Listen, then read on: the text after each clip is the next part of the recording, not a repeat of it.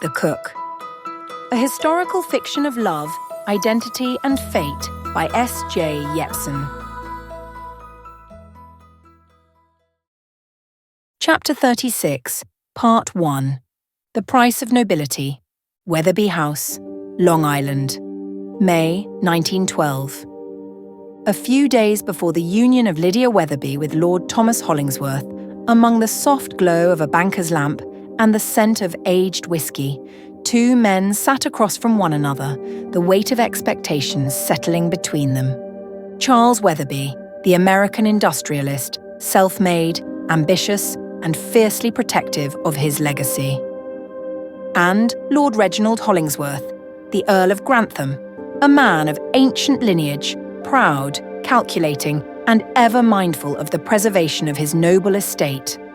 Between them lay a thick sheet of parchment, its carefully inked terms defining the financial arrangement that would unite their families. Reginald set down his crystal glass of scotch, his sharp, pale eyes assessing the document before him. He tapped one long finger against the final sum. $2 million, he murmured, the number rolling off his tongue like a carefully weighed commodity. Generous. But, of course, expected. Charles Weatherby, seated behind his oak desk, exhaled slowly, his hands steepled in careful thought. "Lydia is my only daughter," he said, his voice even. "Her security is paramount." Reginald's mouth curled, barely a smile. "And my son's, I assure you, is no less important." A moment of silence stretched between them, a quiet battle of wills, an understanding between men who did not deal in sentiment, but in contracts, fortunes, and alliances. Charles lifted the gold-plated pen beside him, his gaze steady. The sum includes an immediate transfer of $1 million in liquid assets, placed in a trust under Thomas's management. Reginald inclined his head. "And the remainder?" $500,000 in Weatherby shipping shares, yielding annual dividends. Charles tapped the parchment. "The remaining sum shall be delivered in full upon the birth of the first child." Reginald's expression remained unreadable. "An heir," Charles's voice was firm. "A necessary guarantee." Reginald studied him carefully, considering. Then, at last, he nodded. Acceptable terms. He reached for the fountain pen, signing his name in precise aristocratic script, sealing the arrangement as if it were a business transaction, because in many ways, it was. Charles did the same. The contract was complete, the deal was struck, and with it, Lydia Weatherby had been bought into nobility. Reginald leaned back in his chair, regarding Charles with quiet amusement. "I must commend you, Weatherby. You are not a man who leaves matters to chance." Charles gave a wry smile. "Neither are you, my lord." Reginald chuckled softly, swirling the last of his scotch. "Indeed." The drawing room was quiet, save for the ticking of the mantel clock and the faint clink of crystal as Charles Weatherby poured 2 fingers of brandy into a cut glass tumbler and handed it to his guest. Reginald accepted the glass with a nod of gratitude. "You've always had an eye for good spirits, Weatherby."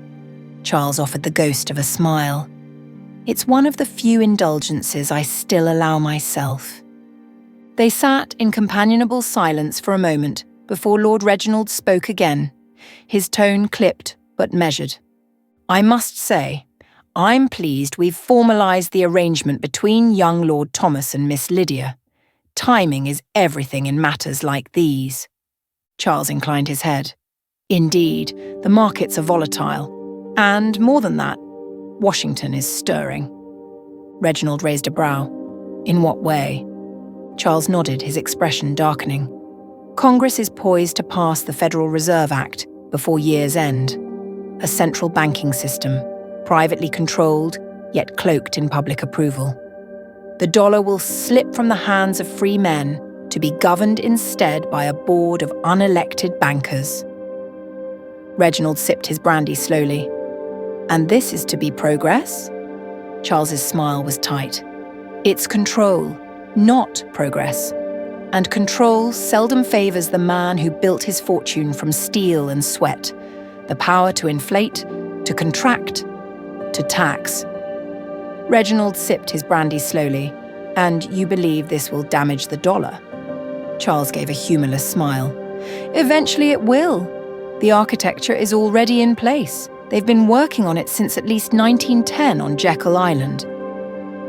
Reginald raised an eyebrow. Jekyll Island? Charles leaned back, voice measured.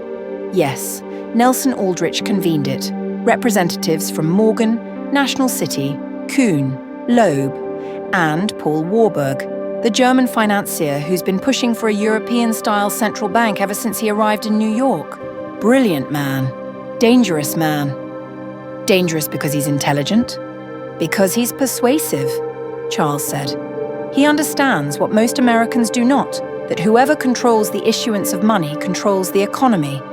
And if Congress hands that power to a private consortium of banks, we are no longer a republic of free enterprise.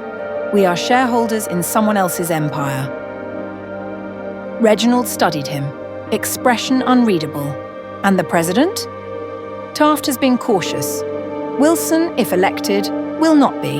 He'll do what Roosevelt lacked the finesse to finish. A central bank in peacetime, Reginald murmured. Unprecedented, Charles nodded. And one with the full machinery of taxation behind it. The 16th Amendment has passed. The income tax is on its way. A man will soon be taxed on the very labour he sells. Meanwhile, the institutions writing these laws will profit from the interest on the money they create out of nothing.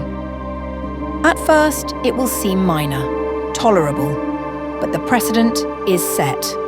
The federal government will now tap every man's earnings, and once that door is opened, it will never close. Reginald studied him. He tilted his head. But surely regulation, oversight. There is none, Charles cut in. That's the genius of it. The Federal Reserve isn't federal, and it holds no reserves.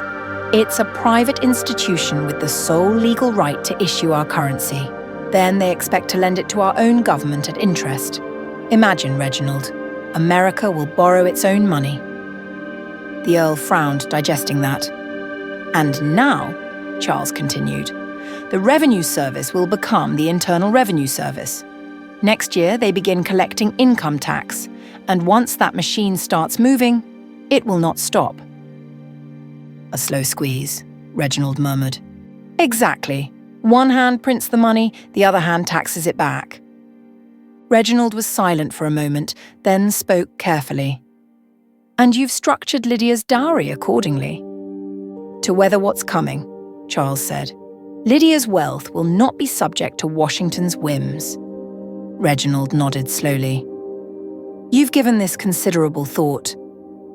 I have no choice. If the dollar is to be debased, I will not let it take my legacy with it.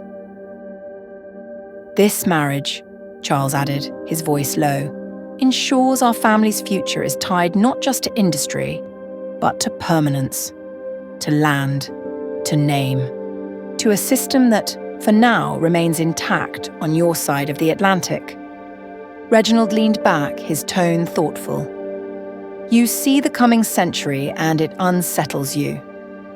I see men in smoke-filled rooms writing the next 100 years with ink dipped in debt, Charles replied. And I'll be damned if I let them write my family out of it. They raised their glasses, silent, resolute. The world was changing, and they would meet it not as victims, but as strategists. Outnumbered perhaps, but not outplayed.